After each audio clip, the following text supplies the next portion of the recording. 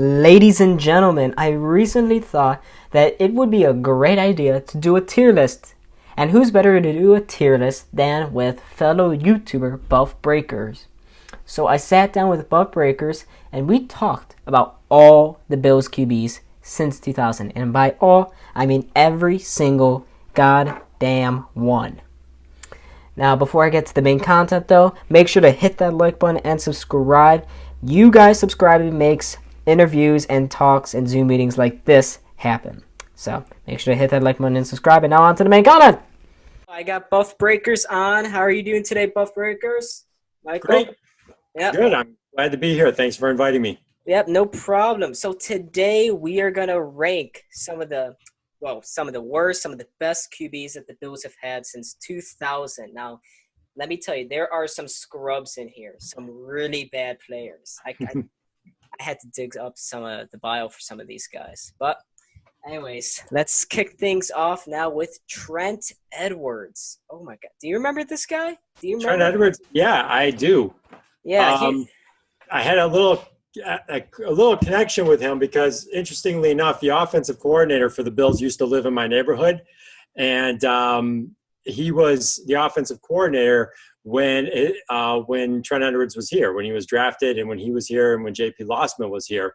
So he gave me some interesting insight on why the Bills drafted Trent Edwards, and then obviously I watched his short and not so illustrious career with us. Yeah, no, that did not end up very well. Let's just say that. Why did the Bills draft him? Why? Well, he was smart. He came from Stanford. He had Bill Walsh, the late coach for the San Francisco 49ers, really vouched for him. And they had J.P. Lossman at the time, but Lossman was picking up the NFL game pretty slowly. And as history would tell, he's not in the NFL. No. So they had high hopes for Trent Edwards. The knock on him was arm strength. But they had really high hopes for him, and he actually played a little, pretty well until he got the big concussion with that game against Arizona, and that kind of derailed his career. Yeah, but that's why they drafted him. He was really smart. Bill Walsh gave him high grades, and they thought they could make something out of him. Yeah, unfortunately, it didn't really pan out for him. It could have been just the team around him. I think they thrusted him in to the position way too early. They needed to develop him. Unfortunately, there was just not that QB on the roster at that time. No. Could help him. No, we haven't had too many QBs that were worth even talking about over the years. But it is interesting. I'm looking at this list, and it's like, oh boy. Go ahead. I had to archive some of these. It was pretty bad. Now let's say let's put Trent Edwards. I would put him in pretty bad. I don't know. What about you? What would you put him? I would agree with that. Unfortunately, like I said, he started out pretty good, but the arm strength was pretty weak, and when he got that concussion, he was trigger shy after that, and they called him Captain Checkdown. Yeah, he pretty bad. I would go with that. He was a pretty bad Tyrod Taylor. Oh, look, he's right up next. Look at that. Yeah, nice transition. Tyrod Taylor. Yeah. Go ahead. Well, Tyrod Taylor. You want my opinion on Tyrod? Yeah, sure. Yeah. Oh, okay. I thought he was. He started out really good, and again, I had high hopes for him. I hoped he would be our starter when Rex Ryan got here. Between the three quarterbacks that we had, and he ended up being the starter, but he just couldn't throw over the middle. No, he couldn't. That was his big problem. He either couldn't or wouldn't, whatever the case, he just didn't throw over the middle. So it really limited his game. What did you think of him? Yeah, I thought he was okay. I remember going to that week 1 opener against the Colts where he threw that bomb down to Percy Harvin. I remember that. I was so pumped up for this guy. It just seemed like the more and more they played him, the worse he got. It's like he had a high in week 1 and it just never got back to that level. Yeah. Yeah. Now, I think he was pretty average. He got the Bills to the playoffs at least. Well, it was a fluky way to get there, but nonetheless, he did get there. Yeah. Right. So, I mean, I put him in average. You disagree or?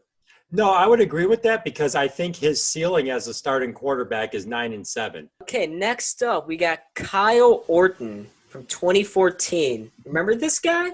I liked Kyle Orton. Yeah. I wanted him to succeed so much. And you know where he lost me? Do you remember at home against the Kansas City Chiefs when we got off to a lead against Alex Smith? I do. Yeah, that was a frustrating game. That is where he lost me because right at the beginning of that game, I'm like, oh, he's lighting it up. We got a quick touchdown. And the fact that we could not beat Alex Smith and a pretty average Chiefs team that day, and we needed to beat them because we were still in the playoff hunt. Yeah, Um, yeah. that's where he lost me, and I was like, oh, man. And then, he retired at the end of the year, and I just felt like, yeah, he just showed up and collected a paycheck. Put him. I say either forgettable or average. I mean, you know. I would go forgettable for us. Yeah. Because he didn't. Well, let's see. He did get us to 8-8, though. Oh didn't no, he? 9-7 actually. 9-7. That's right. That was Doug Marone's "I'm a Miracle Worker" year. Yeah, Right? and then Doug Marone then took his paycheck and left. He skedaddled out of here. He took his $4 million exit clause. And you might want to put him on average just for his career. He probably was an average quarterback, and he did get us to 9-7. Yeah. It was after E.J. Manuel started the first few games. So if you put him there for average, I wouldn't argue that. Yeah. I mean, I don't think many Bills fans could sit and knock off his name in a list of QBs, right? No, I don't. Probably not. So either way, I'm good. Yeah. All right. So next up is backup in the mid-2000s, Brian Brome. Brian Brome. Wow. Delete forever? See, I have no memory of this guy, no recollection. I remember when we signed him off a Green Bay's practice squad, there was some talk about his skill set and the college he played for. But, yeah, he was nothing. Yeah, I was looking through Wikipedia, most reliable source ever, and I saw this Brian Brome, little blip in the history, 3 games, and I was like, should I really include him? But I did anyways, because, Yeah, he was bad. Yeah. He was bad. All right, next up, we got the GOAT backup, Matt Barkley. Oh, my gosh, I love this guy. He is awesome. Yeah, you got to like him for sure. Where would you put him, though, on this list with one good game and one subpar game? Yeah, I put him in forgettable. See, he hasn't done too much, either way, so I'd put him in forgettable. I think there's a very good chance he doesn't make the team this year. Really? Well, yeah, because I think Jake Fromm was drafted for – I mean, when you draft a quarterback, even when he drafted him in the 5th round, I don't know. I could see the Bills going younger there, saving some money there, and guaranteeing him a roster spot when the Bills draft Jake Fromm. Yeah, see, I always thought of him as like a mentor. I think he can mentor Jake Fromm like he did Josh Allen. Maybe this is his last year because remember that he's on a 1-year contract right now, or he's in the last year of his 2 years. I can't remember. But anyways, I think he could make the roster. I think his odds are better than none. So, I mean. I wouldn't argue that. It might be the safer bet to put money on that. I just – something about Jake Fromm, again, maybe it's like going back to even Brian Brome and thinking, oh, I heard good things about this guy coming out of college and everything else. But it's just interesting that the Bills – who didn't need to take – I'm glad they did because I think you should take a quarterback in every draft. Yeah. It's interesting that they took one. And Jake Fromm is somebody who probably could have won earlier. Some people even pegged the Patriots maybe being interested in him. And he's got an interesting resume coming out of college. So, yeah, let's put it this way. I think Barkley has his work cut out. Yeah, it will be a very interesting training camp. Yeah. Nope. Next up is Josh Allen. Have you heard of this guy? I've never heard of him before. Who is he? No. He didn't play very long for the Bills. Nah, he's got a rocket arm, that's what I heard about him. Yeah. I heard that about Brian Brome, too. I heard he had a rocket arm. Yeah, Josh Allen, he's got a rocket arm. He's got to learn to control it, but, yeah, he does have a rocket arm. Yeah, he hasn't done too much yet. Seriously, he can't be pretty good yet. Now, everyone's saying he's going to be pretty good. Well, not national media, but Bills fans are saying he'll be pretty good. but he hasn't done enough. I think he goes like average to forgettable. But Okay. yeah, Well, I don't know if he'll ever be forgettable because of how high he was drafted, and he's yeah, already got 2 years under his belt. Plus, he got to the playoffs. yeah, yeah, But yeah, so I don't think he can ever make it to that forgettable line. Average, yeah, it's really tough. I don't know where to go with him because he had 29 touchdowns last year. Granted, what 9 of them were on the ground, yeah, yeah, but he made up for his lack of passing yards at times with what he can do with his legs. yeah, And he willed this team at times to victory. He's a great leader. He's got everything you want in a quarterback except for precision. yeah. And so I guess he'd be between average and pretty good. If you put him next to Tyrod Taylor, I think he's better than Tyrod Taylor. But since we don't have a column in the middle there, I would go with pretty good or average. I'd go with Yeah, average. average. See, I think if it's like a too early to tell kind of thing, Mhm. like we all know he's better than Tyrod Taylor, but he hasn't reached that Jim Kelly level. He hasn't reached that Joe Ferguson kind of stuff yet. So Right. yeah, so I'd say just put him in average. He'll probably move up to pretty good if he reaches or the Bills reach the playoffs and Super Bowl soon. So next up is Derek Anderson. Forgettable. Wow, forgettable. You know, Totally. delete forever. No, I'm sorry, delete forever because what did he Wow. play? One team for one game for 2 games, 2 or 3 games. He was completely awful, right? Yeah. Oh, who is that? Doug Flutie. Doug Flutie's up next. No controversy with Doug Flutie. No, we'll have way more controversy later then. No controversy with Doug Flutie. Well, did you barely lived through his years? Yeah, I don't remember anything. I don't, Okay, yeah, nothing. 1999, when we lost the Music City Miracle, Ugh. he was average. He was average. Now he was pretty good when he first came back to the NFL with the Bills. When he was a legend in the CFL, and he Yeah, came back to Buffalo. Rob Johnson was supposed to be the starter. Flutie takes over, and he had learned enough to make up for his lack of size and everything. So he played a lot better in the NFL than his first time around. But by the time we were to that season, he was pretty average. We got to 10-6, but again, the offense was struggling. Now he had great weapons around him. It wasn't great. And that's why he lost the starting spot. That's why Ralph Wilson wanted Rob Johnson to start that game in Tennessee, because I think our best offensive performance was in week 16 against the Indianapolis Colts, who won the division that year. I think the Colts, if I'm remembering this correctly, the Colts, I was actually at that game, but I'm trying to remember the history. I believe the Colts needed that game for home field advantage throughout the playoffs, and Rob Johnson blew them out. And it was like our best quarterback performance of the year. Call it the Flutie curse, the yeah, Music City Miracle. But Rob Johnson did have us in position to win that game. He he led us on did. that drive. There, Steve Christie made the kick.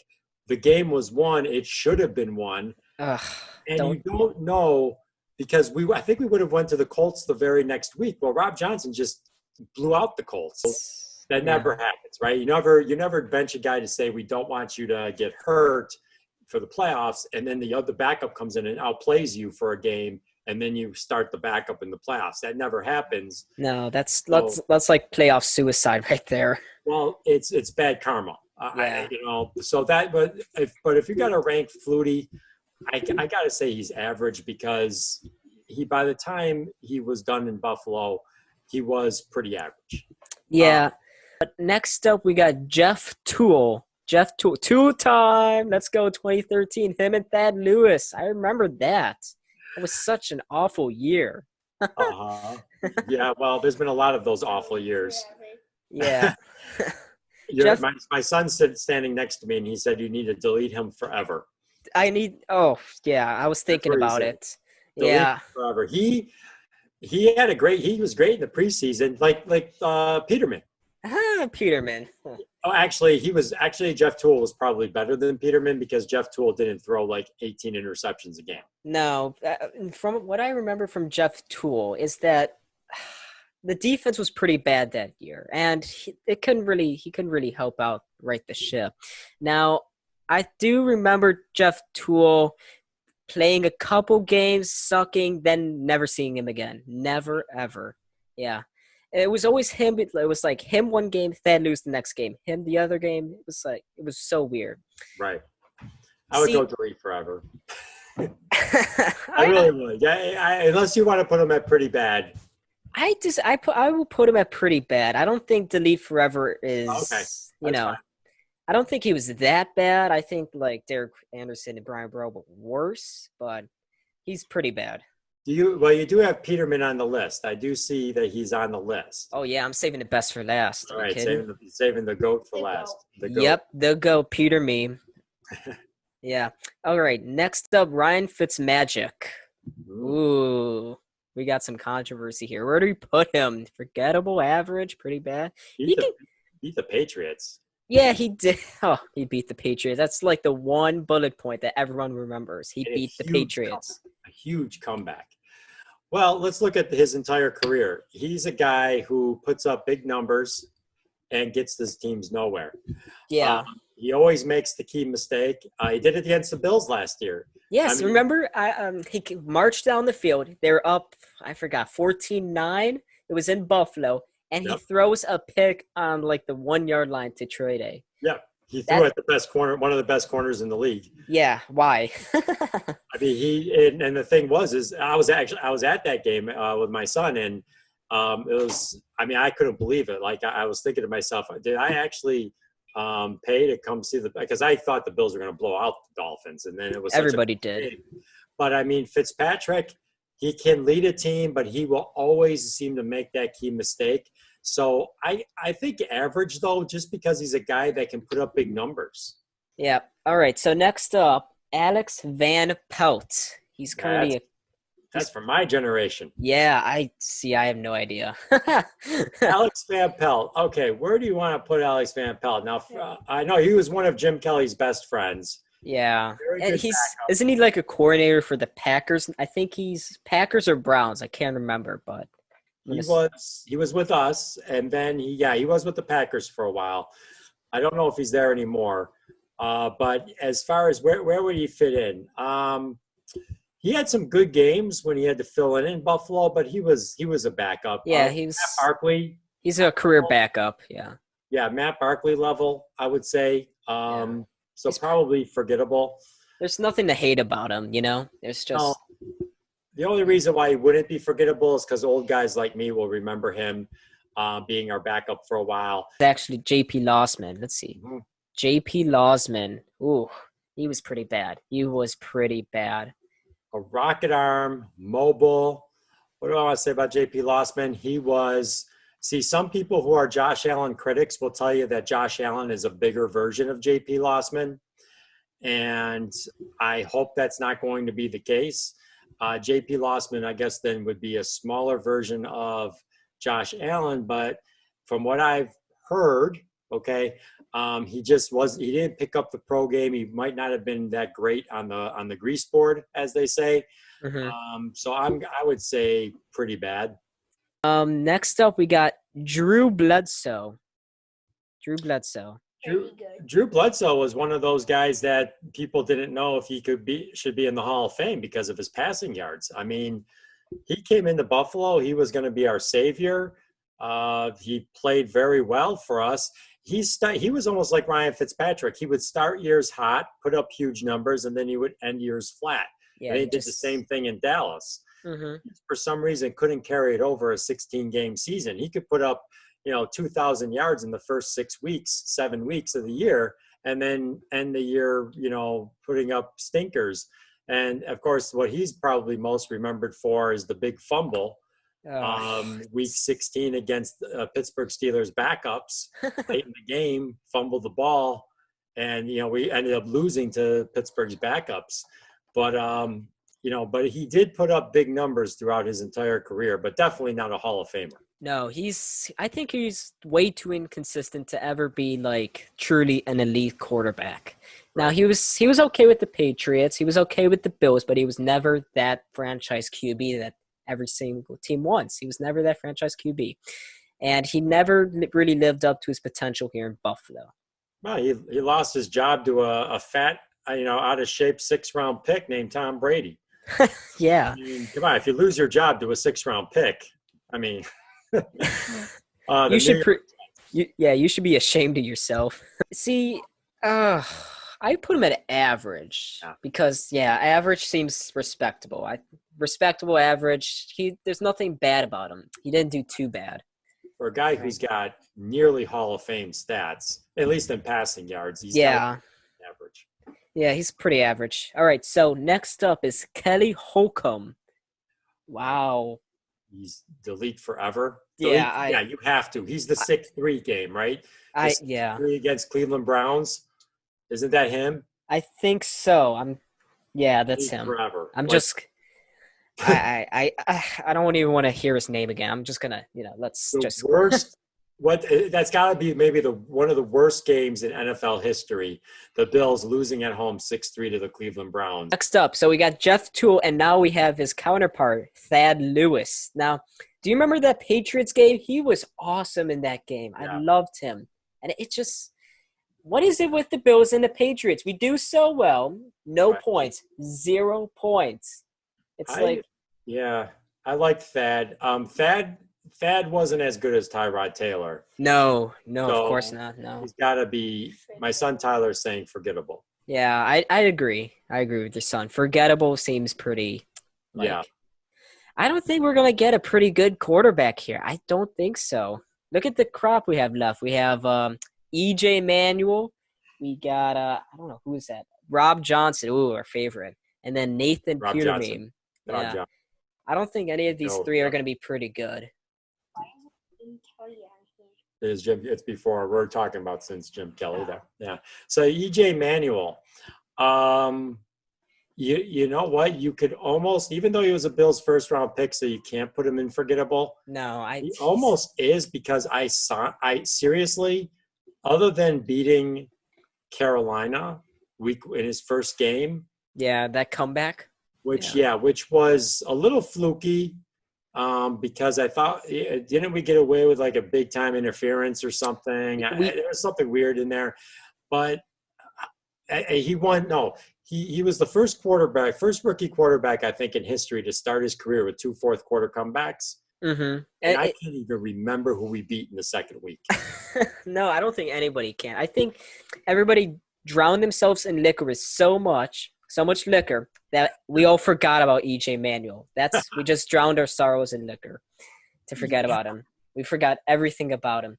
See, the only thing I can think of is when he got hurt against Cleveland on Thursday Night Football. I think it was Thursday Night Football, Thursday or Monday Night Football. He got hurt against Cleveland on a run, and it was like a competitive game. Yeah, and then that was like it for him after that.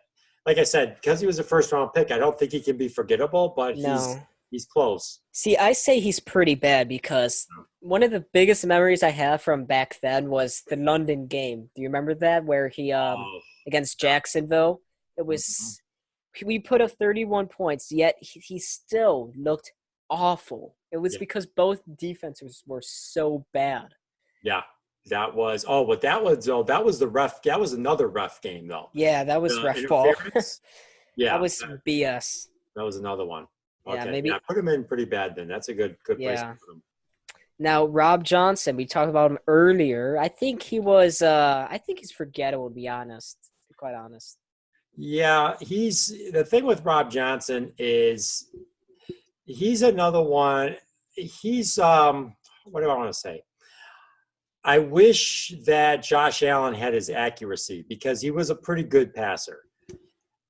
He's a lot like Josh Allen in terms of size, not as big, not as bulky, not as thick as Josh Allen is, but he was a runner, so he was athletic.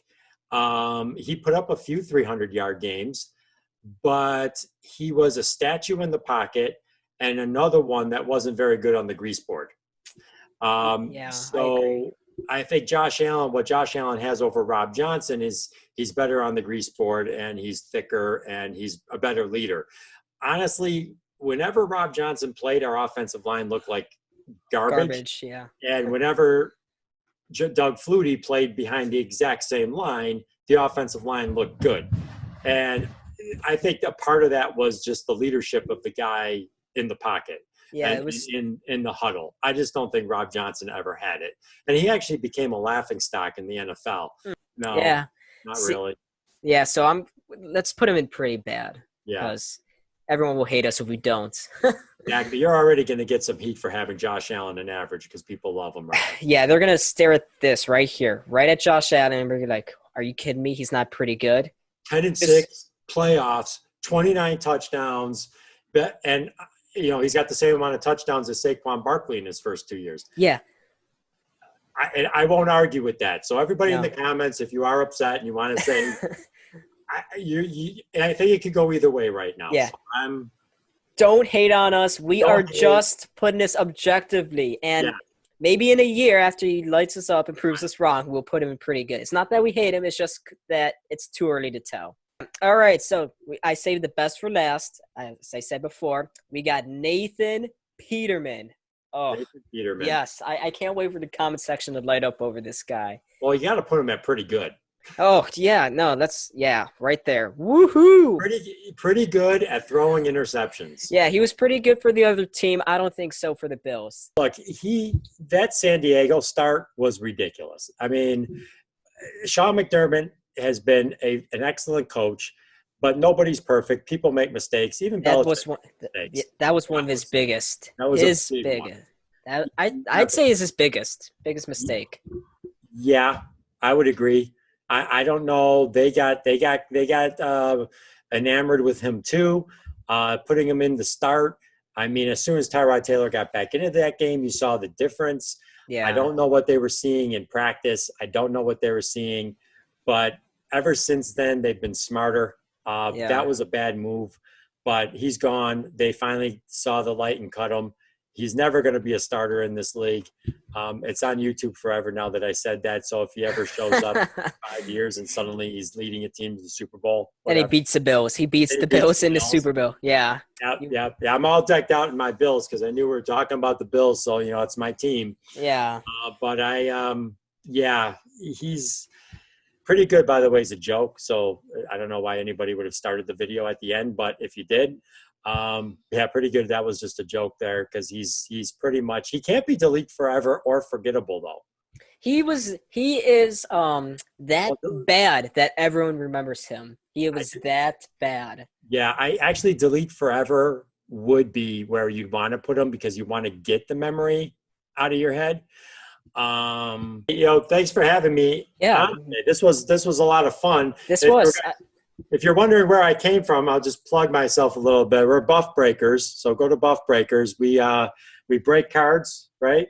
We break boxes. We collect cards. We talk about sports cards, and I've got one more of these to break. I know. Let's go.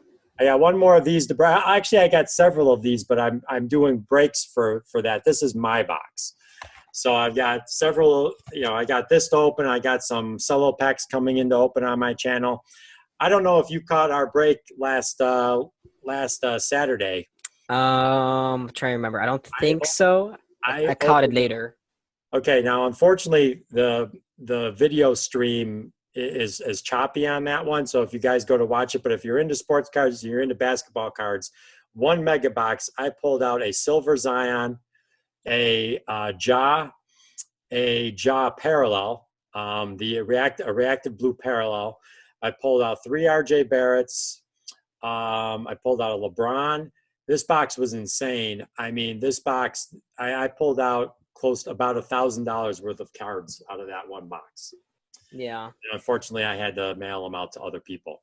But I collect our Bills cards too. So got Tremaine Edmonds as my PC, but I'm just looking up my shelf over here. But I've got my Devin Singletaries and stuff like that.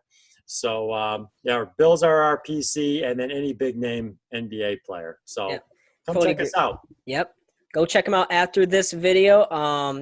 Well, thank you so much, BuffBreakers, for us today. This was a lot of fun. I enjoyed it. We'll have to do it again sometime. Maybe we'll can make it a regular thing during the football season. Yeah, BuffBreakers videos, really good. I enjoy watching them. Well, thanks you so much for joining us today. Really appreciate it. No problem.